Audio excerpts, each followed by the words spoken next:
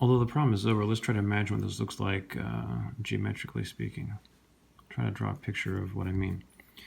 So let's say you have f of x was the root function, like we said. So maybe something like this. Okay. And you'll pick some place down here. This is not going to be very accurate in terms of the graph per se, but I'm not looking for precision, I'm just looking for the idea. So down here, okay. Maybe over here is 4 somewhere, and I'm going to pretend like it's way down the line here in the picture, so that you can see what the labeling looks like. Hopefully, I'll say 4.5 is down here. Okay, so pretty far away in terms of the way I've scaled this, just for effect. So delta x, like we described above, was 0.5, right? You move 0.5 away from the, you might say, good value of 4 for the root function. So here's f of x equals root x sitting here. All right. Now we try to construct the tangent line at 4 here. Maybe, oops, blast. All right, try that again. This. Right here, again, it's highly exaggerated for effect.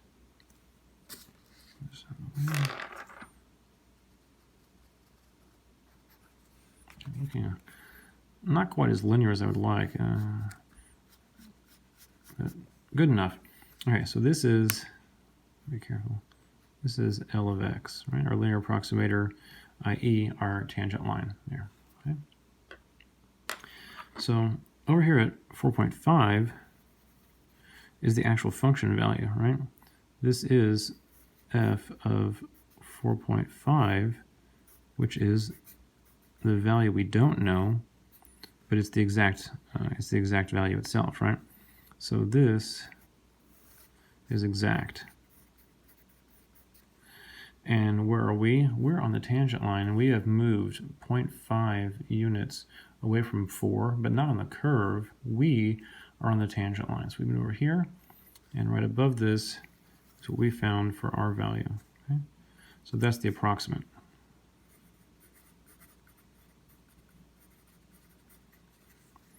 Right there, which is, we said 2.125. Okay? I'm just going to write that. I guess you have it right there. I don't need to. I'm going to rewrite it again. I can't bear it. 2.125. Very close to being 4.5 square rooted. All right. So we can see there is a difference. There's that there. And that, you might say, is the error away from the actual, right? There's the exact value, and there is the height of the approximate. So this is the difference between them, and that would be the error involved. This is delta x, the same as dx there. And this height here, right?